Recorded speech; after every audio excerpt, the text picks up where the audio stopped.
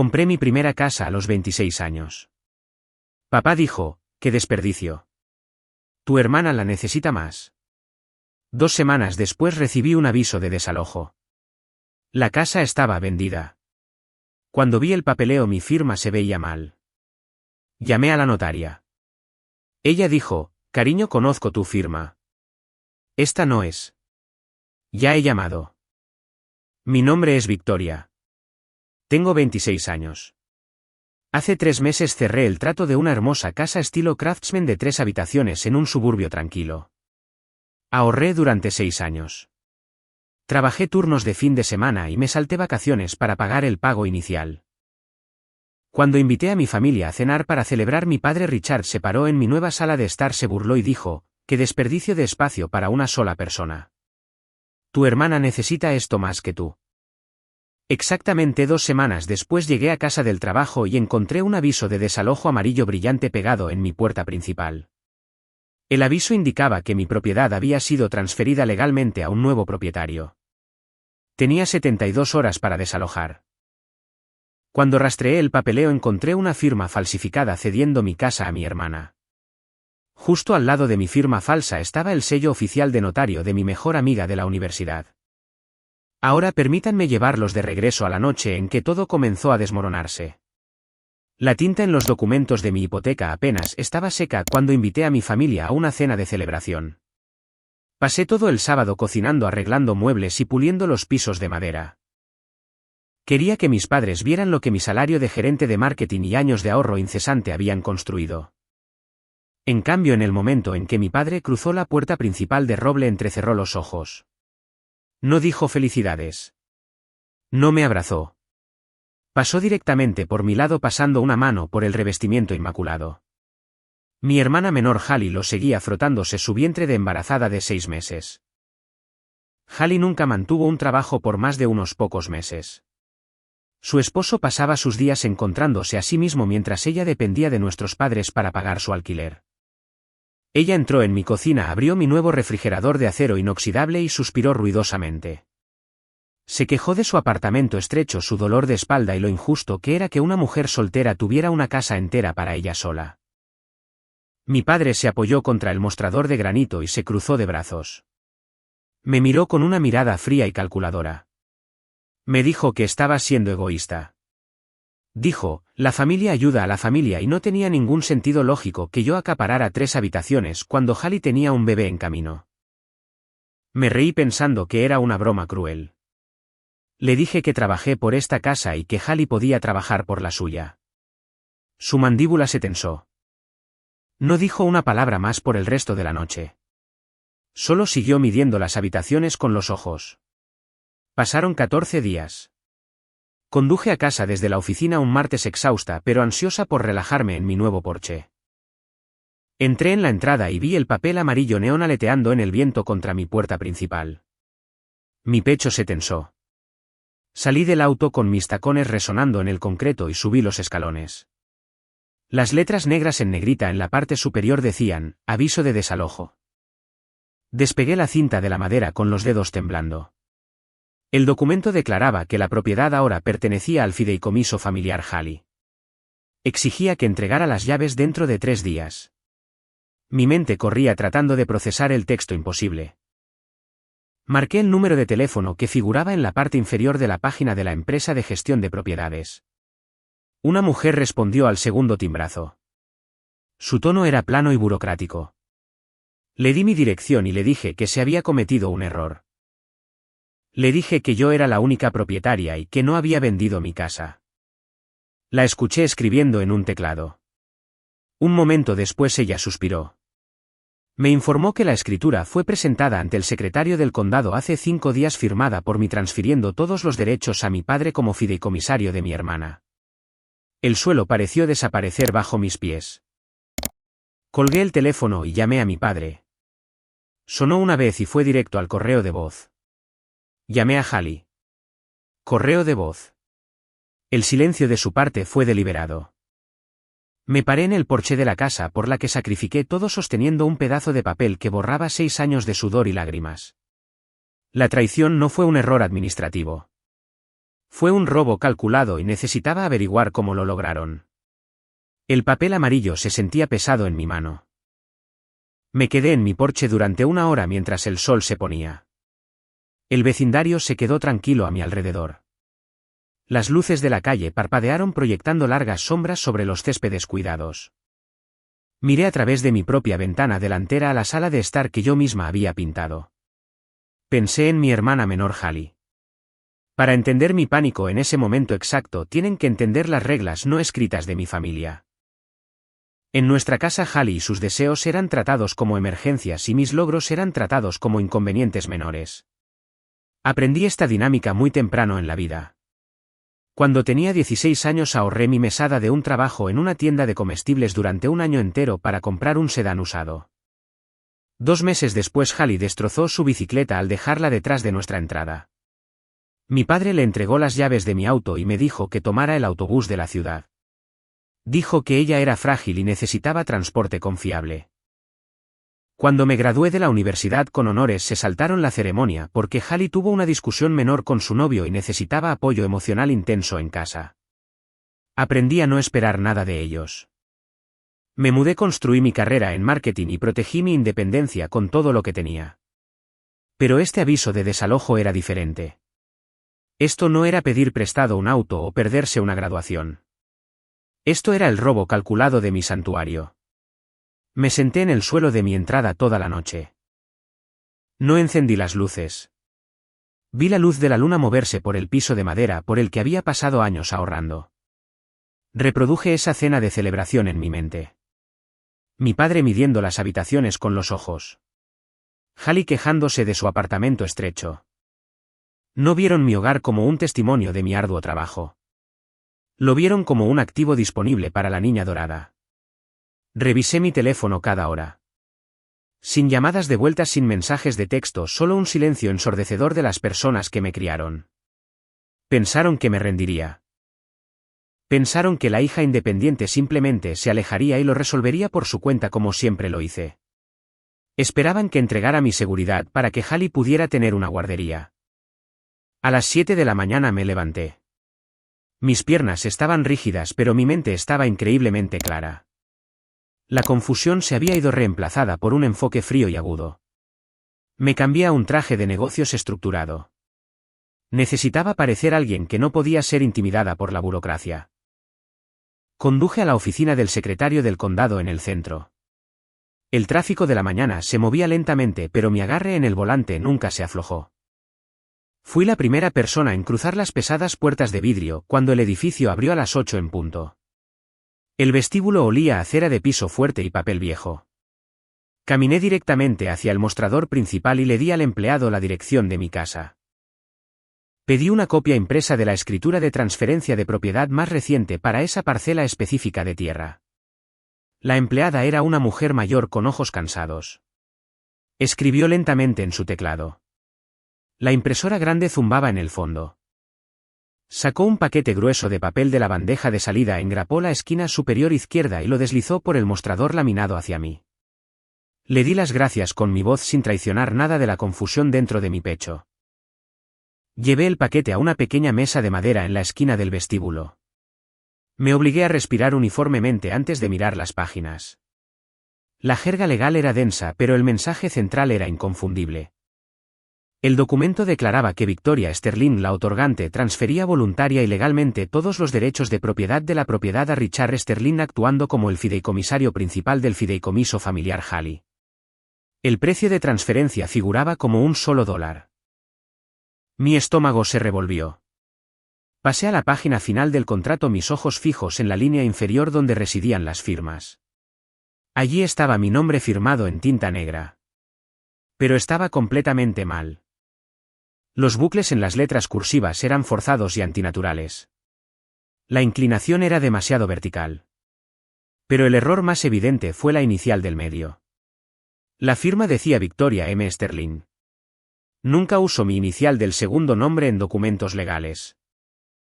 Siempre he firmado mi nombre solo con mi nombre y apellido.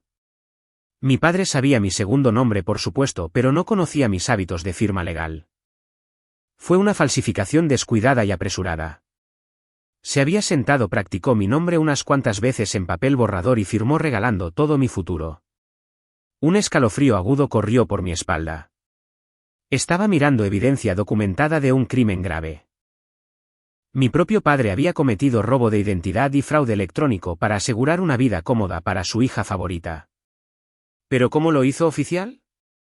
Una firma falsificada es inútil sin un notario público para verificar la identidad del firmante.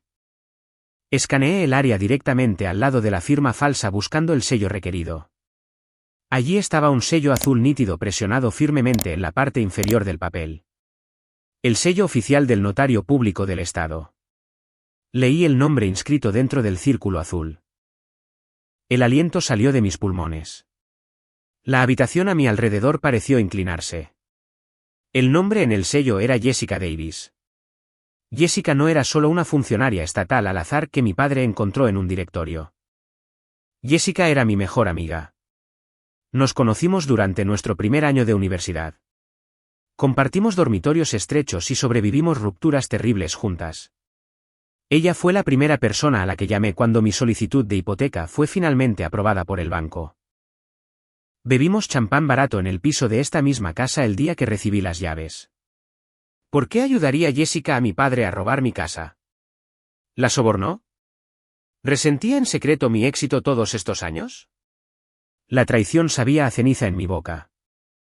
Primero mi familia se volvió contra mí y ahora mi confidente más cercana era la clave de mi ruina. Marché fuera del edificio del gobierno. El sol de la mañana se sentía duro y cegador contra mis ojos.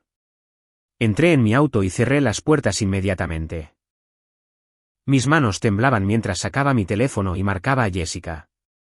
Ella respondió al tercer timbrazo. Su voz era brillante y alegre preguntando cómo iba mi mañana de martes. El tono amistoso casual se sintió como una bofetada física en la cara.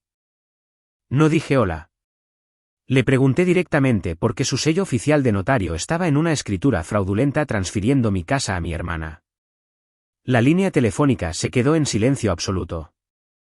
La energía alegre se desvaneció instantáneamente. Escuché su respiración detenerse en su garganta. Me preguntó de qué estaba hablando. Dijo que no me había visto en 3 semanas y que definitivamente no había notariado ningún documento de propiedad para mí ni para nadie en mi familia. Su voz se volvió más aguda entrelazada con pánico genuino. La puse en altavoz, tomé una foto del documento falsificado que descansaba en mi volante y se la envié a sus mensajes. Esperé en el aislamiento silencioso de mi auto mientras ella abría la imagen. Un jadeo agudo resonó a través del altavoz del teléfono. Dijo mi nombre con la voz temblando violentamente. Me dijo que conocía mi firma y sabía que ese garabato era falso. Luego su tono cambió de shock a una realización aterradora. Me dijo que la escuchara con mucho cuidado. Explicó que debido a su alto volumen de trabajo inmobiliario llevaba un sello notarial principal y un sello de respaldo. Dijo que su sello de respaldo desapareció hace un mes. Cerré los ojos. Hace un mes. Le pregunté exactamente dónde estaba cuando notó que faltaba. Dudó por una fracción de segundo. Luego dijo que estaba en el baby shower de Hallie y su esposo. Las piezas encajaron en su lugar con una precisión aterradora. Mi padre había invitado a Jessica al baby shower. Pensé que era un gesto notablemente agradable en ese momento incluir a mi mejor amiga en un evento familiar privado. Pero él no quería que ella estuviera allí para celebrar al nuevo bebé. Quería acceso a su bolso. Sabía que ella era una notaria de bienes raíces con licencia. Había robado su sello de respaldo directamente de su bolso mientras todos estábamos distraídos abriendo regalos y comiendo pastel en la sala de estar. Jessica me dijo que denunció el robo del sello a la Junta Estatal al día siguiente asegurándose de que su sello principal siguiera siendo válido pero sin saberlo dándole a mi padre un sello indetectable. Él había planeado esto durante semanas mucho antes de que yo cerrara la compra de la casa, estaba sentando las bases intrincadas para quitármela. Esperó hasta que la hipoteca se aprobó hasta que las llaves estuvieron seguramente en mi mano y luego ejecutó su plan. Falsificó mi nombre, lo selló con propiedad robada y lo presentó ante el secretario del condado. Asumió que yo estaría demasiado intimidada por el papeleo legal y la firma de administración de propiedades para contraatacar. Asumió que simplemente aceptaría la profunda pérdida y me iría dejando a Hallie con una hermosa casa y un pago inicial totalmente pagado. Jessica estaba llorando en el teléfono ahora. Estaba aterrorizada de perder su licencia profesional y enfrentar cargos criminales por un fraude que no cometió. Le dije que dejara de llorar y respirara. Le dije que no éramos nosotras las que iríamos a prisión. Le pregunté si todavía tenía el informe policial oficial de cuando denunció el robo del sello. Ella dijo que sí. Lo había presentado el día exacto después del baby shower 3 semanas completas antes de la fecha que figuraba en mi escritura falsificada. Ese informe policial era la bala de plata. La línea de tiempo probaba más allá de toda duda que el sello fue robado antes de que el documento fuera firmado. Mi padre no era un cerebro criminal brillante. Solo era profundamente arrogante. Pensó que su autoridad como patriarca de nuestra familia lo hacía intocable. Pensó que las leyes no se aplicaban a él cuando se trataba de darle a Hallie lo que quisiera. Colgué el teléfono. El miedo y el peso aplastante de la traición se habían ido. En su lugar había una furia fría y altamente calculada. Arranqué el motor de mi auto. Sabía exactamente a dónde tenía que ir a continuación. No iba a contratar a un abogado todavía. No iba a llamar a la policía todavía. Iba a mirar al ladrón directamente a los ojos. Salí del estacionamiento y me dirigí directamente a la residencia de mi padre. Estaba a punto de entrar directamente en la guarida del león, pero no tenía ni idea de qué tipo de depredador acababan de crear. Salí del estacionamiento de la oficina del secretario del condado y me incorporé a la autopista. El viaje matutino estaba terminando despejando los carriles para mi viaje a través de la ciudad. Mi padre vivía en una comunidad cerrada en los suburbios del oeste. Era un enclave de casas coloniales de 2 pisos con céspedes cuidadosamente recortados y buzones a juego. Siempre se enorgullecía de las apariencias. Mientras crecíamos, nuestro jardín tenía que ser el más verde de la cuadra. Nuestra entrada tenía que ser lavada a presión cada primavera. Detrás de la costosa puerta principal de caoba la realidad era un duro contraste. Controlaba cada aspecto de nuestras vidas con una autoridad silenciosa y sofocante. Si seguías su guión eras recompensado. Si te salías de la línea eras excluido. Dejé de seguir su guión el día que me mudé para la universidad. Hallie por otro lado memorizó su guión y lo usó como arma. El viaje tomó 40 minutos. Mantuve la radio apagada. El silencio dentro de mi auto me permitió organizar mis pensamientos. Tenía pruebas físicas de fraude electrónico en mi asiento del pasajero. Tenía a Jessica dispuesta a testificar sobre su sello notarial robado. Tenía un informe policial presentado 3 semanas antes de que la escritura falsificada fuera fechada. Tenía todas las cartas. Sin embargo, mi estómago se revolvió con una extraña sensación de vacío. Esta no era una negociación en la sala de juntas. Este era el hombre que me enseñó a andar en bicicleta. Este era el hombre que revisaba mi tarea de matemáticas. Ahora era el hombre tratando de dejarme sin hogar para ahorrarle a su hija favorita el inconveniente de pagar el alquiler. Tomé la salida para su vecindario. La puerta de seguridad se abrió lentamente. Navegué por las familiares calles serpenteantes pasando la piscina comunitaria y las canchas de tenis. Me detuve frente a la gran casa de ladrillo al final del callejón sin salida. La camioneta plateada de mi padre estaba estacionada en la entrada. Su maletero estaba abierto. Junto a ella estaba el auto compacto oxidado de Hallie. Un vehículo del que mi padre pagaba el seguro cada mes. Estacioné en la calle directamente detrás del buzón. Apagué el motor y tomé una respiración larga y constante. Revisé la carpeta manila en el asiento del pasajero asegurándome de que la copia impresa de la escritura estuviera adentro. Salí al asfalto. El aire estaba fresco. Un vecino paseaba a un Golden Retriever por la acera opuesta. Era una mañana de martes impecable en los suburbios de América. Se sentía surrealista entrar en este entorno prístino llevando evidencia de un delito grave cometido por el presidente de la asociación de vecinos. Subí por la entrada de agregado expuesto. Mis tacones no hacían ruido contra el concreto. Noté cajas de cartón vacías apiladas cuidadosamente cerca del maletero abierto de la camioneta. Se estaban preparando para una mudanza. Mi mudanza. O más bien Halley mudándose a mi casa. La pura audacia de su preparación tensó mi pecho. Estaban organizando cinta de embalaje y plástico de burbujas mientras yo estaba parada en un edificio gubernamental descubriendo que me habían robado mi identidad. Llegué al porche delantero. La pesada aldaba de latón colgaba en el centro de la puerta. No la usé. Extendí la mano, agarré la manija y empujé. Estaba abierta. Entré al vestíbulo. El olor a café fresco y canela llenaba el aire. Era un aroma desarmante y reconfortante que chocaba bruscamente con la realidad de por qué estaba allí. Escuché voces provenientes de la sala de estar formal al final del pasillo. Caminé silenciosamente por el piso de baldosas importadas. Mientras me acercaba al arco, la escena se desarrolló ante mí como una obra de teatro mal actuada. Halley estaba recostada en el costoso sofá de cuero. Sus pies estaban apoyados en una otomana de terciopelo. Una bandeja de plata con una taza de té y un plato de fruta cortada descansaba a su lado. Su regazo estaba cubierto de muestras de tela. Sostenía un trozo de lino amarillo pálido a la luz del sol que entraba por la ventana, inclinando la cabeza pensativa. Estaba seleccionando cortinas. Cortinas para mi casa.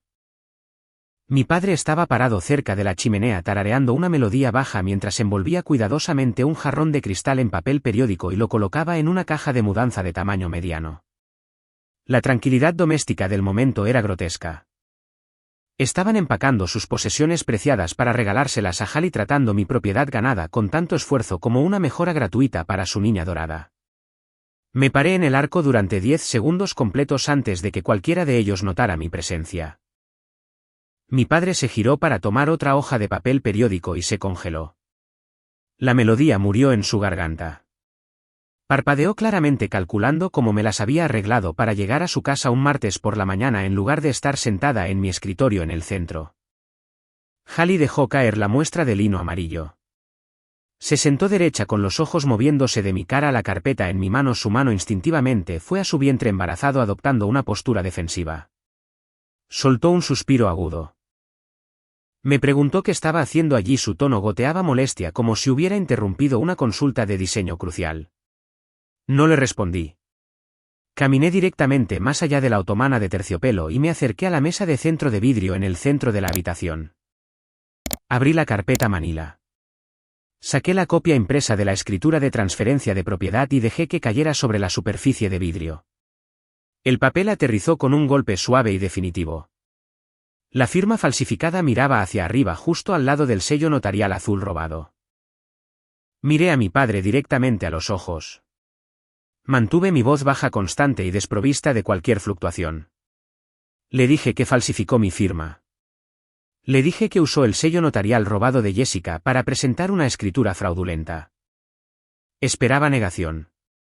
Esperaba que fingiera ignorancia o culpara a un error administrativo. Me preparé para una pelea a gritos o una mentira desesperada.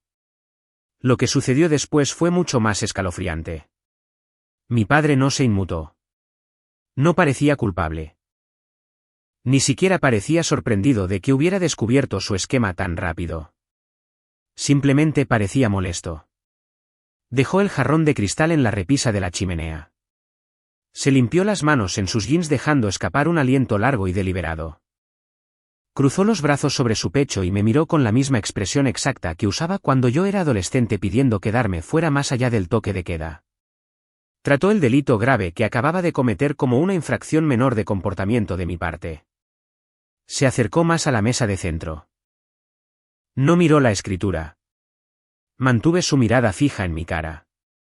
Me dijo que bajara la voz. Dijo que estaba siendo dramática y emocional. Las palabras colgaban en el aire, espesas de condescendencia. Hizo un gesto hacia Halley, que ahora se estaba secando la esquina de los ojos con un pañuelo, interpretando su papel a la perfección. Dijo: la familia ayuda a la familia. Dijo que era una simple transferencia de activos para asegurar que su nieto tuviera un ambiente seguro para crecer. Me miró escaneando mi traje a medida y dijo que ganaba buen dinero. Me dijo que era joven, soltera y capaz de comprar otro lugar. Dijo que esto era lo correcto y que necesitaba dejar de hacer una escena. Lo miré fijamente, dejando que sus palabras se procesaran. Él genuinamente creía su propia narrativa.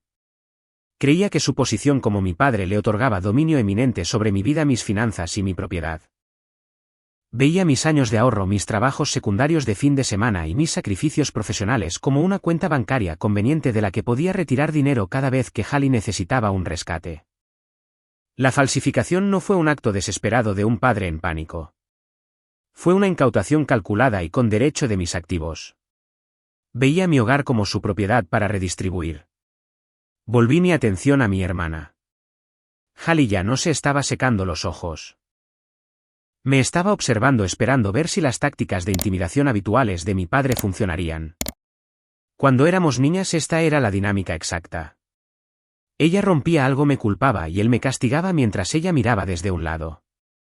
Hoy lo que estaba en juego era una propiedad inmobiliaria de $400.000, pero el libro de jugadas seguía siendo idéntico. Le pregunté a Hallie si realmente pensaba que podía simplemente mudarse a mi casa. Le pregunté si realmente creía que el Estado mantendría una escritura firmada con un sello robado.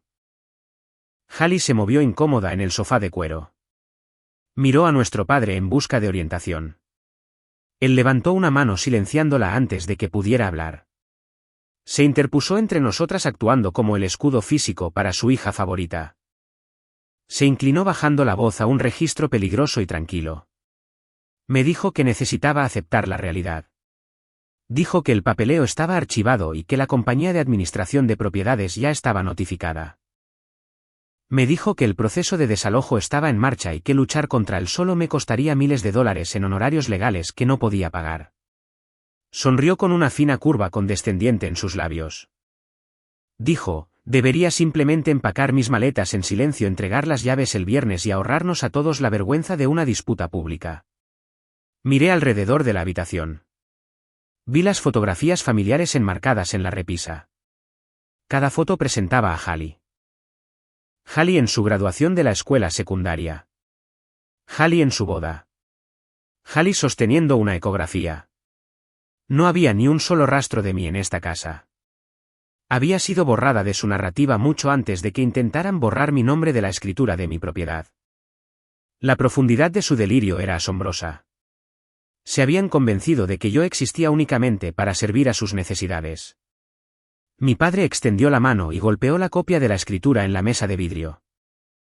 Dijo que la firma se veía lo suficientemente cercana como para pasar cualquier inspección básica. Afirmó que nadie cuestionaría a un padre transfiriendo una casa entre sus propias hijas. Creía que su autoridad reemplazaba la ley. No grité. No tiré el plato de fruta contra la pared. No les di la satisfacción de verme derrumbarme. Me quedé congelada en mi lugar con las manos descansando a mis costados. Me di cuenta en ese momento de que presentar lógica a personas con derechos era una pérdida de aliento. Mostrarles pruebas de sus crímenes solo los hacía redoblar sus justificaciones. Mi padre no se iba a disculpar. Se estaba preparando para tejer una nueva red. Podía verlo en sus ojos. Estaba recalibrando su estrategia. Si la intimidación no funcionaba, iba a pasar a la manipulación. Dio otro paso adelante, cerrando la distancia entre nosotros, preparándose para lanzar una trampa psicológica que había perfeccionado durante 2 décadas. Mi padre dio un paso lento hacia adelante. Cruzó la alfombra persa, cambiando su postura de defensiva a paternal. Esta era la transición que más temía. Cuando la ira le fallaba, usaba la preocupación armada. Bajó la voz cubriendo sus palabras con una gruesa capa de simpatía fabricada. Me dijo que me sentara. Hizo un gesto hacia el sillón de terciopelo frente a Hallie. Permanecí de pie. Mi negativa a someterme provocó una breve contracción en su mandíbula, pero rápidamente la enmascaró con un suspiro pesado y doloroso. Me miró con ojos grandes e inocentes y preguntó por qué estaba haciendo esto. Preguntó por qué fingía estar sorprendida. Dio otro paso invadiendo mi espacio personal y bajó la voz a un suave susurro. Dijo, hablamos de esto. Afirmó que tuvimos una larga conversación sobre una botella de vino el martes pasado. Dijo, me senté justo allí en su cocina, lloré por lo estresada que estaba con la nueva hipoteca y le rogué que se quitara la propiedad de encima para que Hallie pudiera tener un lugar seguro para el bebé. La pura audacia de la mentira me dejó momentáneamente sin aliento. No habíamos compartido una copa de vino en 5 años. No había estado en su cocina desde Navidad. Estaba construyendo una realidad alternativa justo frente a mí, sentando las bases para una defensa que podría vender al resto de la familia. Estaba probando su narrativa. Si repetía la mentira suficientes veces con suficiente convicción, creía que se convertiría en la verdad. Abrí la boca para corregirlo, para señalar los agujeros evidentes en su ficción. Pero Hallie me ganó. Sintió el cambio en la estrategia de nuestro padre e inmediatamente desempeñó su papel secundario. Se agarró el vientre embarazado con ambas manos y soltó un sollozo tembloroso. Me miró con ojos grandes y llenos de lágrimas. Preguntó cómo podía ser tan cruel. Dijo que le prometí la casa. Afirmó que ya había gastado $2.000 en muebles de guardería personalizados debido a mi generosidad. Y ahora estaba tratando de quitarle la alfombra de debajo de los pies debido a una codicia repentina. Sus lágrimas eran impecables. Al crecer, Hallie dominó el arte de la angustia física para evitar la responsabilidad. Si reprobaba un examen de matemáticas, desarrollaba una migraña repentina y debilitante que requería oscuridad total y bolsas de hielo, obligando a nuestros padres a excusar sus malas calificaciones. Si rompía el toque de queda, tropezaba por la puerta principal hiperventilando, alegando que un auto extraño la había seguido a casa, cambiando instantáneamente a nuestro padre de disciplinario enojado a salvador protector. Ahora estaba usando a su hijo no nacido como escudo humano para un delito grave. Mi padre colocó una mano reconfortante en el hombro de Hallie. Me miró de nuevo, su expresión endureciéndose. La suave máscara paternal se deslizó, revelando al estratega frío debajo. Emitió su ultimátum. Dijo, si arrastraba esto a los tribunales, si hacía un espectáculo público de un simple arreglo familiar, destruiría mi reputación. Prometió llamar a cada tía, tío y primo en nuestra extensa red. Dijo que les diría que yo era mentalmente inestable. Les diría que acepté ayudar a mi hermana embarazada y luego me retracté maliciosamente solo para causarle angustia emocional. Sabía cuánto valoraba mi independencia y mi reputación limpia. Pensó que la amenaza del exilio familiar forzaría mi cumplimiento. Se inclinó cerca con el aliento oliendo a café rancio. Me dijo que me vería como una mentirosa, codiciosa y vengativa. Dijo que nadie creería a la hija independiente exitosa sobre la hermana embarazada que lucha. Me dijo que pensara en mi carrera. Preguntó cómo reaccionaría mi firma de marketing corporativo ante una demanda familiar pública desordenada donde me pintaran como la villana. El gaslighting era sofocante. Me estaban acorralando en su propia sala de estar, usando la extorsión emocional para asegurar un activo robado. Una versión más joven de mí se habría hecho añicos. Una Victoria más joven habría gritado hasta que su garganta estuviera en carne viva. Habría barrido el plato de fruta de la mesa, roto el jarrón de cristal y salido por la puerta principal llorando. Y si hacía eso, les entregaría la narrativa exacta que necesitaban. Sería la hija histérica e inestable que describieron. Validaría sus mentiras a través de mi propio trauma reactivo. Pero la mujer de 26 años parada frente a ellos era dueña de su propia vida. Vi la trampa. Vi el cebo. Y me negué a morder. Me di cuenta de que discutir con un narcisista era como echar agua en un pozo sin fondo. Solo drenaba mis recursos mientras los dejaba intactos. Cada palabra de defensa que ofrecía era solo más munición para su realidad retorcida.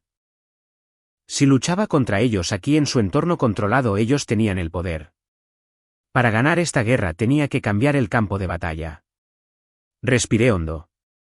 Dejé que mis hombros se desplomaran hacia adelante, imitando la postura de una niña derrotada. Miré al suelo, rompiendo el contacto visual. Forcé mi respiración a volverse superficial y entrecortada. Susurré la palabra, bien. La habitación quedó en silencio. Hallie detuvo su llanto falso. Mi padre quitó la mano de su hombro. Dio un paso atrás con el pecho hinchado de orgullo victorioso. Me pidió que repitiera lo que dije. Miré hacia arriba manteniendo mi expresión completamente en blanco. Dije, bien, tú ganas. Le dije que no pelearía la transferencia. Dije que comenzaría a empacar mis pertenencias esta noche y estaría completamente mudada para el viernes por la noche. Le dije que se quedara con las llaves, se quedara con la casa y simplemente me dejara en paz. Una sonrisa lenta y triunfante se extendió por la cara de mi padre. Era la sonrisa exacta que usaba cuando negociaba con éxito un precio más bajo en un auto usado. Pensó que me había roto. Extendió la mano y me dio unas palmaditas en el hombro, un gesto condescendiente de falso afecto. Dijo que sabía que entraría en razón. Me llamó buena chica. Me dijo que esto era lo mejor y que algún día entendería que los sacrificios familiares eran necesarios. Les di la espalda. Salí de la sala de estar formal, bajé por el pasillo y salí por la puerta principal. No miré atrás. Entré en mi auto, arranqué el motor y salí del callejón sin salida. En el momento en que las puertas de seguridad se cerraron detrás de mí en el espejo retrovisor, mis manos comenzaron a temblar. Una lágrima caliente y cegadora escapó de mi ojo cortando un camino por mi mejilla. No fue una lágrima de dolor o rendición. Fue pura rabia no adulterada. Entré en el estacionamiento de una cafetería cercana, puse el auto en estacionamiento y agarré el volante hasta que mis nudillos se pusieron blancos. Dejé que la ira me invadiera durante exactamente 2 minutos. Luego saqué mi teléfono. La retirada había terminado. La sala de guerra estaba oficialmente abierta. Le envié un mensaje de texto a Jessica. Le dije que se reuniera conmigo en la cafetería y que trajera su informe policial físico. Llegó 20 minutos después luciendo pálida y aterrorizada. Se deslizó en el asiento del pasajero de mi auto agarrando un sobremanila. Seguía disculpándose con la voz temblorosa diciendo que nunca debería haber dejado su bolso desatendido en la casa de mi padre. La detuve. Le dije que la culpa era una emoción inútil en este momento. Necesitábamos estrategia. Le pregunté si todavía tenía la información de contacto del socio principal en el bufete de abogados de bienes raíces con el que contrataba. Jessica asintió. Sacó su teléfono e hizo una llamada. Debido a su relación profesional establecida, el abogado acordó una consulta de emergencia 1 hora más tarde. Condujimos al centro a un elegante edificio de oficinas con fachada de vidrio. La recepcionista nos acompañó directamente a una gran oficina en la esquina con vista al horizonte de la ciudad. El nombre del abogado era David. Era un hombre de unos 50 años con ojos agudos, un traje a medida y un comportamiento que toleraba cero tonterías. Nos sentamos frente a su amplio escritorio de caoba. No perdí su tiempo con historias de fondo emocionales. Puse la copia impresa de la escritura falsificada en su escritorio. Junto a ella Jessica colocó el informe policial oficial que documentaba su sello notarial robado. Le di una línea de tiempo cronológica concisa del cierre de la hipoteca, el baby shower, el aviso de desalojo y la confrontación que acababa de tener con mi padre. David se puso sus gafas de lectura. Examinó la escritura trazando mi firma falsificada con la punta de su bolígrafo plateado. Cruzó las fechas en el informe policial con la fecha de la transferencia de propiedad. La habitación estaba en silencio excepto por el sonido del papel barajándose. Después de 3 minutos se quitó las gafas y cruzó las manos sobre el escritorio. Me miró directamente y entregó una evaluación aleccionadora. Declaró que mi padre había cometido múltiples delitos graves al falsificar mi nombre en un documento legal para transferir un activo por valor de $400.000. Cometió gran robo de bienes raíces al usar mi identidad. Cometió robo de identidad al presentar un documento fraudulento a través de los sistemas del condado. Cometió fraude electrónico. David explicó que estas no eran disputas civiles para ser manejadas en un tribunal de reclamos menores. Estos eran delitos graves estatales y federales que conllevaban sentencias de prisión obligatorias. Me hizo una pregunta crítica. Preguntó si estaba preparada para enviar a mi padre biológico a prisión. Me advirtió que una vez que la maquinaria legal se pusiera en marcha no había forma de detenerla. El Estado asumiría los cargos. Las consecuencias familiares serían permanentes e irreversibles. Pensé en el aviso de desalojo amarillo pegado en mi puerta. Pensé en Hallie eligiendo cortinas para la sala de estar por la que sangré. Pensé en la sonrisa engreída de mi padre mientras me decía que era una buena chica por entregar mi futuro. Miré a David directamente a los ojos. Le dije que no tenía padre. Tenía un criminal tratando de dejarme sin hogar. Le dije que redactara el papeleo. David se movió con una eficiencia aterradora. En 2 horas redactó una orden judicial de emergencia para detener la transferencia de propiedad. Presentó una moción para congelar la escritura impidiendo que Hallie o mi padre tomaran cualquier acción legal o financiera con respecto a la casa. Se puso en contacto directamente con la oficina del secretario del condado marcando la transacción como una investigación de fraude activa. Pero la parte más crucial de nuestra estrategia requería un silencio absoluto de mi parte. David me instruyó que regresara a mi casa y viviera mi vida normalmente. No debía empacar ni una sola caja. No debía responder ninguna llamada de mi familia. Debía dejarles creer que su táctica de intimidación había funcionado a la perfección. Conduje a casa esa noche y entré en mi hermosa casa Craftsman. El sol de la tarde proyectaba un cálido resplandor dorado sobre los pisos de madera. Me hice una taza de té y me senté en mi sofá. Mi teléfono vibró en la mesa de centro. Era un mensaje de texto de Hallie. Preguntó si podía dejar las persianas personalizadas en las ventanas cuando me mudara alegando que combinaban perfectamente con su nuevo tema de guardería. Leí el mensaje. Puse el teléfono boca abajo. No respondí. Durante los siguientes 3 días viví en total silencio. Fui a trabajar. Regué mis plantas. Dormí profundamente en mi propia cama. Mi familia pasó la semana empacando sus pertenencias, alquilando un camión de mudanzas y organizando una fiesta masiva de inauguración de la casa en mi jardín delantero. Estaban ciegos a la trampa que se cerraba a su alrededor. Pensaron que me habían burlado. No tenían idea de que el sábado por la mañana iba a traer un ajuste de cuentas que nunca olvidarían. El sábado por la mañana llegó con cielos despejados y una brisa fresca.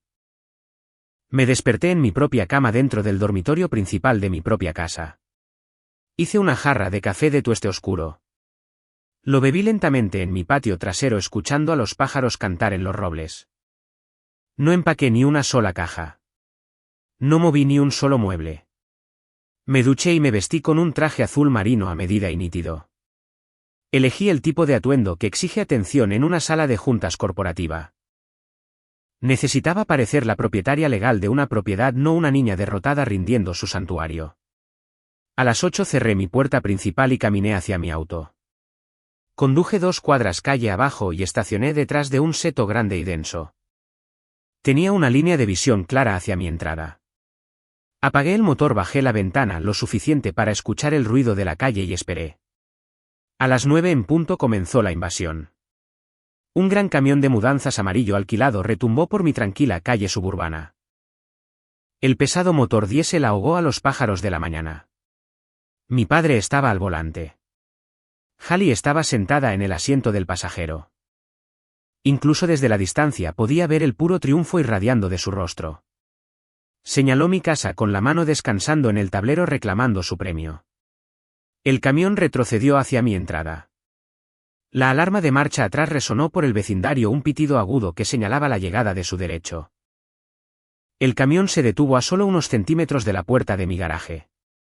El esposo de Hallie saltó de la cabina. Llevaba pantalones cortos de gimnasia sueltos y chanclas sosteniendo un café helado grande. No ofreció ninguna ayuda física mientras mi padre desabrochaba la parte trasera del camión y bajaba la pesada rampa de metal. El fuerte sonido del acero golpeando el concreto resonó calle abajo. Luego la familia extendida comenzó a llegar. Mi padre no solo había organizado una mudanza. Había organizado un espectáculo. La tía Susan llegó en su minivan plateada. Salió llevando una gran fuente de vidrio cubierta con papel aluminio. El tío Robert estacionó justo detrás de ella sosteniendo un helecho en maceta envuelto en una cinta decorativa brillante. Primos que no había visto desde el día de Acción de Gracias anterior salieron de sus vehículos. Llevaban globos de helio, tarjetas de felicitación de inauguración de la casa y bolsas de regalo. Estaban organizando una fiesta en mi jardín delantero para celebrar el robo de mi casa.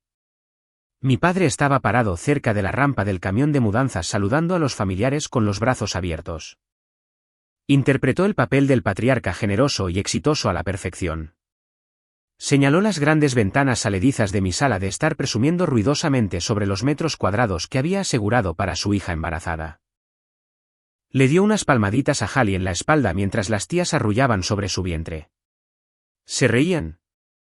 Se abrazaban. Estaban celebrando mi supuesta ruina financiera bajo el pretexto de la unidad familiar. Observé esta exhibición grotesca durante 20 minutos. Dejé que descargaran los primeros artículos. Vi al tío Robert llevar una pila de mantas de guardería por el pasillo. Vi a la tía Susan colocar su fuente en la barandilla de mi porche. Quería que se sintieran seguros. Quería que creyeran que sus tácticas de intimidación habían funcionado perfectamente y que yo había huido en medio de la noche. Cuando mi padre recogió una pesada caja de cartón etiquetada como electrodomésticos de cocina y comenzó a caminar hacia mi puerta principal, puse mi auto en marcha. No aceleré. Conduje a un ritmo lento y deliberado calle abajo. La charla en el césped comenzó a apagarse a medida que mi auto se acercaba. Los familiares giraron la cabeza, sus sonrisas vacilando al reconocer mi vehículo. Giré el volante bruscamente y estacioné mi auto horizontalmente cruzando el final de mi entrada. Bloqueé el camión de mudanzas. Ningún vehículo podía entrar a la propiedad y el camión de alquiler no podía salir. Apagué el motor.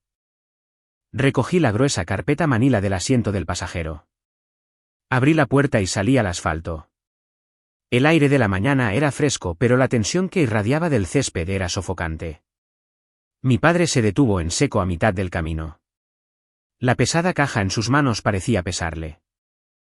Su pecho se agitaba, su cara se puso de un rojo profundo y enojado, las venas de su cuello sobresalían contra su polo.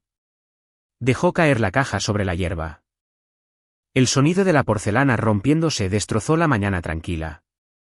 Marchó por el camino de concreto con los puños apretados a los costados. Bramó mi nombre, su voz resonando en las casas vecinas. Exigió saber qué estaba haciendo. Me ordenó que volviera a mi auto y lo moviera en este mismo segundo. Apuntó un dedo grueso a mi cara y amenazó con llamar a una grúa para que incautaran mi vehículo a mi propia costa. La tía Susan dio un paso adelante con la cara torcida en un profundo ceño fruncido. Apretó su bolso contra su pecho. Me dijo que dejara de ser egoísta. Dijo que estaba arruinando un hermoso día para mi hermana embarazada y creando un drama innecesario para toda la familia. Miré a mi tía. Miré a mi padre. Mantuve mi postura rígida. Proyecté mi voz para que cada persona parada en ese césped pudiera escucharme claramente. Le dije que adelante. Le dije que hiciera la llamada. La familia guardó silencio. La risa fácil de hace 5 minutos se desvaneció. Intercambiaron miradas confusas e incómodas. Mi padre metió la mano en su bolsillo sacando su teléfono inteligente, decidido a desafiar mi engaño y afirmar su dominio frente a sus hermanos. Antes de que su pulgar pudiera tocar la pantalla, 2 sedanes oscuros giraron hacia la calle. Pasaron mi auto estacionado y se detuvieron en la acera directamente frente a la casa. El abogado David salió del primer sedán. Llevaba un traje gris nítido y un elegante maletín de cuero. 2 oficiales de policía uniformados salieron del segundo vehículo. Sus cinturones pesados tintineaban en el aire tranquilo mientras subían por la entrada, evitando mi vehículo, dirigiéndose directamente a mi padre. El color se desvaneció de la cara de mi padre. Su postura segura y arrogante se desmoronó en una fracción de segundo. Su mano tembló dejando caer su teléfono inteligente sobre la hierba. Dio un paso tambaleante hacia atrás, con los ojos moviéndose de los oficiales que se acercaban a mi expresión tranquila. ¿Tartamudeó? Preguntó qué estaba pasando. Forzó una risa débil y nerviosa, levantando las manos en un gesto de apaciguamiento. Les dijo a los oficiales que había un simple malentendido familiar con respecto a un límite de propiedad y que no necesitaban involucrarse. Pasé por su lado. Abrí la carpeta manila. Saqué la orden judicial de emergencia firmada por un juez estatal solo 24 horas antes. Sostuve el papel blanco nítido para que toda la familia lo viera. Me dirigí al patio. Declaré claramente que Richard Sterling no me pidió esta casa. Dije que falsificó mi firma legal en una escritura de propiedad y usó un sello notarial robado para robar mi casa. Hallie gritó desde el porche delantero. Agarró la barandilla de madera con los nudillos poniéndose blancos. Gritó que yo estaba mintiendo. Afirmó que les di la casa porque estaba soltera y no necesitaba las habitaciones extra. Su esposo dio un paso detrás de ella usando a su esposa embarazada como escudo. Justo en ese momento un auto compacto plateado se estacionó detrás de las patrullas de policía. Jessica salió. Llevaba su uniforme de trabajo y una expresión severa. Caminó por la entrada con su postura rígida y los ojos fijos en mi padre.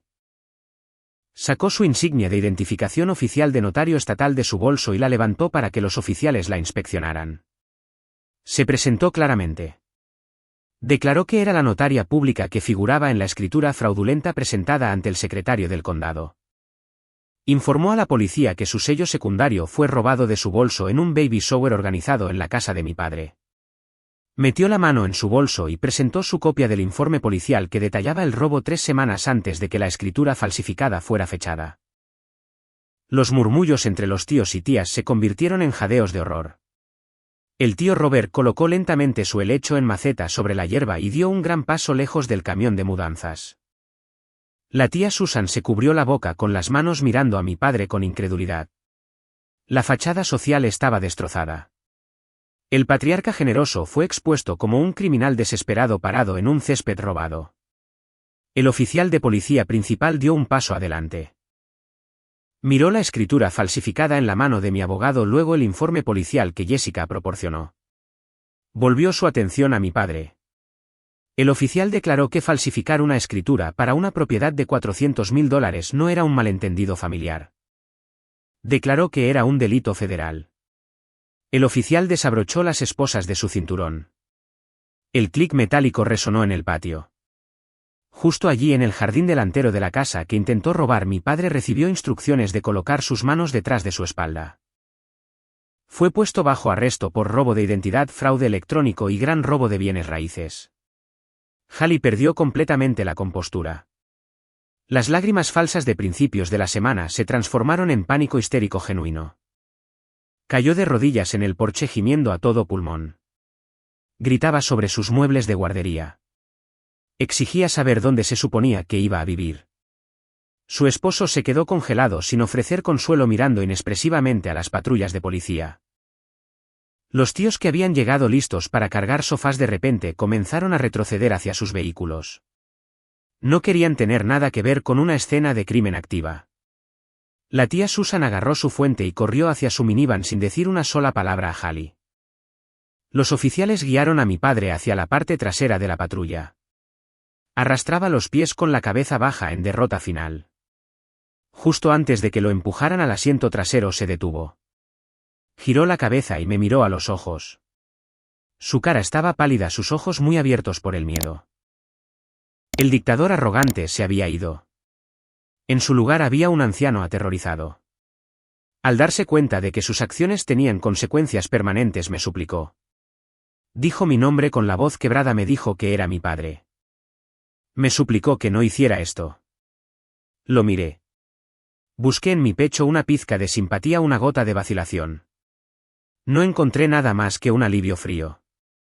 Mantuve mi voz firme asegurándome de que escuchara cada sílaba antes de que la puerta se cerrara. Le dije que tenía razón. Dije que era mi padre. Le dije que ahora es solo un criminal que intentó dejarme sin hogar. El oficial empujó su cabeza hacia abajo y lo guió hacia la patrulla. La puerta se cerró de golpe. Me di la vuelta, caminé hacia el administrador de la propiedad que había llegado para observar la orden judicial y extendí mi mano. Le dije que creía que tenía un juego de llaves que me pertenecía. Me las entregó sin hacer ruido. Las patrullas de policía doblaron la esquina y desaparecieron de la vista. Las luces rojas y azules intermitentes se desvanecieron en la tranquila mañana suburbana. El administrador de la propiedad colocó las llaves de latón en mi palma. El metal se sentía frío y pesado. Cerré mis dedos alrededor de ellas. El sonido de Hallie sollozando en el porche delantero rompió el silencio. Estaba arrodillada en el concreto con la cara enterrada en sus manos. Su esposo estaba a unos metros de distancia cambiando su peso de un pie a otro mirando el camión de mudanzas alquilado como si tuviera las respuestas a su repentino desempleo. Los tíos y tías ya se habían ido. Huyeron en el momento en que las esposas se cerraron. Dejaron atrás una fuente medio comida en la barandilla del porche y un helecho en maceta sentado en la hierba. El equipo de mudanzas, 2 hombres jóvenes con camisas grises a juego, bajaron por la rampa de metal. Me miraron a mí, luego a Hallie, inseguros de quién estaba firmando su hoja de tiempo. Di un paso adelante. Les dije que la mudanza estaba cancelada. Les indiqué que cargaran las pocas cajas que habían sacado de nuevo en el camión y se fueran. Hallie miró hacia arriba con su rímel corriendo por sus mejillas en rayas oscuras. Me preguntó cómo podía ser tan despiadada. Señaló su estómago y exigió saber a dónde se suponía que debía ir. La miré hacia abajo. Mantuve mi voz plana y vacía de cualquier emoción. Le dije que le preguntara a su esposo. Me di la vuelta, inserté mi llave en la cerradura de mi puerta principal y entré en mi casa. Empujé la pesada puerta de roble cerrándola detrás de mí, bloqueando sus gritos y el desorden caótico que trajeron a mi propiedad. La semana siguiente fue un borrón de citas legales y trámites burocráticos. El abogado David se movió rápidamente y con precisión letal. Nos sentamos en su oficina de gran altura en el centro revisando el papeleo final. El juez estatal anuló la escritura fraudulenta con un solo trazo de bolígrafo. El secretario del condado eliminó la firma falsificada de mi padre del registro público. Mi título fue restaurado. La casa era legal y seguramente mía de nuevo. Pero el caso penal contra Richard Sterling apenas comenzaba. David explicó la severa realidad de los cargos. El fiscal estatal no ofrecía un acuerdo de culpabilidad indulgente. Mi padre fue acusado de 3 delitos graves de fraude electrónico, robo de identidad y gran robo de bienes raíces. Pagó la fianza agotando su cuenta de ahorros para la jubilación para mantenerse fuera de una celda del condado. Pero su libertad era una ilusión. Le colocaron una tobillera electrónica. Su pasaporte fue confiscado. Enfrentaba una sentencia máxima de 10 años en una instalación federal. El presidente de la asociación de vecinos, el hombre que exigía entradas inmaculadas e hijas obedientes, ahora era un ciudadano restringido. No podía salir de los límites del condado. Pasaba sus días sentado en su gran casa de ladrillo esperando una fecha de juicio, rodeado por el silencio ensordecedor de los familiares que lo abandonaron. La ironía era palpable. Intentó robar mi santuario y en el proceso convirtió su propia casa prístina en una prisión. Sin el paraguas financiero de mi padre para protegerla, la realidad de Hallie se fracturó. Los honorarios legales devoraron el dinero que él generalmente canalizaba a su cuenta bancaria para subsidiar su estilo de vida. Su esposo, que había dependido de las generosas limosnas de mi padre durante años, se vio obligado a solicitar trabajos minoristas de nivel de entrada. No podían pagar el alquiler de su apartamento actual. Mucho menos una casa Craftsman de 3 habitaciones. 2 semanas después del arresto se mudaron. Alquilaron una unidad estrecha de un dormitorio en un complejo deteriorado en el extremo este de la ciudad. No había espacio para los muebles de guardería personalizados de $2,000 que ella compró. Tuvo que vender la cuna y la cómoda a juego en línea por una fracción del costo solo para hacer su depósito de seguridad. Escuché esto a través de los rumores familiares. No sentí lástima.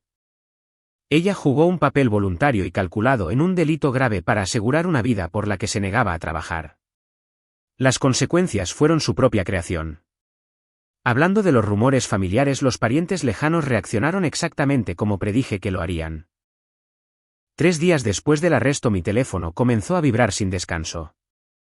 La tía Susan creó un mensaje de texto grupal con cada tía, tío y primo mayor en nuestro directorio. Los mensajes llegaron por docenas. Eran una clase magistral en manipulación y culpa. La tía Susan escribió que estaba destrozando a la familia. El tío Robert envió un párrafo largo indicando que una hija nunca debería enviar a su propia sangre a la cárcel sin importar el error. Me rogaron que retirara los cargos. Me dijeron que mi padre era un hombre que envejecía y su salud fallaría tras las rejas. Ignoraron convenientemente el hecho legal de que no podía retirar cargos federales incluso si quisiera. El estado de la ley lo estaba procesando, no yo. Pero lo más importante, ignoraron su crimen. Querían que absorbiera el trauma financiero para que la familia pudiera mantener su imagen falsa e impecable. Esperaban que la hija independiente actuara como el cordero de sacrificio para la niña dorada una vez más. Me senté en el sofá de mi sala de estar viendo aparecer las burbujas de texto en mi pantalla iluminada. No escribí una sola respuesta. No defendí mis acciones. No expliqué los matices legales del fraude electrónico a personas comprometidas a malinterpretarme. Abrí la configuración en mi teléfono. Hice clic en el perfil de contacto de la tía Susan y presioné bloquear. Hice exactamente lo mismo con el tío Robert. Me desplacé por todo el mensaje grupal bloqueando a cada pariente que participó en el viaje de culpa. En 5 minutos la afluencia de mensajes se detuvo. Mi teléfono se quedó en silencio. El silencio fue profundo. No era el silencio aislado y aterrador de la noche en que encontré el aviso de desalojo. Era un silencio limpio y pacífico. Corté las raíces tóxicas que me ataban a su disfunción. Finalmente estaba respirando aire libre. Esa noche Jessica vino. Trajo 2 pizzas grandes y una botella de vino tinto caro. Nos sentamos en el suelo de mi sala de estar vacía comiendo rebanadas en platos de papel tal como lo hicimos en nuestro dormitorio universitario hace años. Ella miró alrededor del espacio admirando el revestimiento y la pintura fresca en las paredes. Levantó su vaso de plástico. Hizo un brindis por la legítima propietaria de la casa. Choqué mi vaso contra el suyo. Miré a mi mejor amiga. Arriesgó su propia reputación profesional para pararse en mi jardín delantero y enfrentar a mi intimidante padre. No dudó en involucrar a la policía cuando se dio cuenta de lo que él había hecho. La sangre no nos hacía hermanas, pero la lealtad sí. Me di cuenta entonces de que la familia no se define por un apellido compartido o linaje genético. La familia se define por quién está a tu lado cuando el suelo desaparece. Jessica era mi verdadera familia. Las personas que me arrojaron a los lobos eran solo extraños que solía conocer. Han pasado 3 meses desde ese sábado por la mañana en el césped. La casa está completamente amueblada ahora. La habitación de invitados, la que mi padre intentó convertir en una guardería, es ahora mi oficina en casa. Pinté las paredes de un tono relajante de verde salvia. Compré un gran escritorio de roble y lo coloqué justo enfrente de la ventana salediza. Me siento allí todas las mañanas bebiendo mi café de tueste oscuro viendo despertar al vecindario. No he hablado con mi padre. No he hablado con Hallie. El juicio está programado para principios del próximo año y el abogado David me asegura que mi testimonio será breve y clínico. No pierdo el sueño por eso. La ira aguda que me impulsó a través de esos días oscuros se ha disipado dejando atrás un núcleo sólido e inquebrantable de respeto propio. Camino por mis pasillos y trazo mis dedos a lo largo de los marcos de las puertas sabiendo que nadie podrá volver a quitarme esto. Sentada en mi sala de estar hoy mirando las paredes que pagué con mi propio sudor y dedicación me doy cuenta de una verdad fundamental. El verdadero empoderamiento no se trata solo de sobrevivir a una traición. Se trata de responsabilizar a las personas tóxicas independientemente de los títulos biológicos que tengan. No le debes a nadie tu paz. No les debes a tus padres tu futuro solo porque te criaron. No les debes a tus hermanos tus activos solo porque se negaron a construir sus propias vidas. Establecer un límite firme no es un acto de crueldad. Es un acto de profunda autoconservación. Cuando eliminas a las personas que drenan tu luz, creas espacio para las personas que te ayudan a brillar. Mi padre pensó que me estaba enseñando una lección de lealtad familiar. En cambio me enseñó a defender mi reino. ¿Alguna vez has tenido que tomar medidas legales o personales drásticas para protegerte de un miembro tóxico de la familia? Deja un sí o un no en los comentarios a continuación y hazme saber cómo manejaste las consecuencias. Tus historias importan y leerlas ayuda a otros a darse cuenta de que no están solos. Si encontraste valor en esta historia, presiona el botón de suscripción.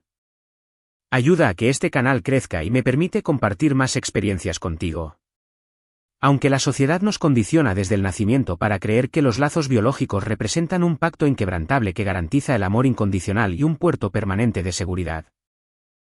La experiencia desgarradora de ver a mi propio padre orquestar meticulosamente un delito grave para robar la casa Craftsman por la que pasé 6 años sangrando solo para subsidiar el derecho imprudente de mi hermana. Me enseñó la verdad profunda y liberadora de que el ADN compartido simplemente no exige lealtad.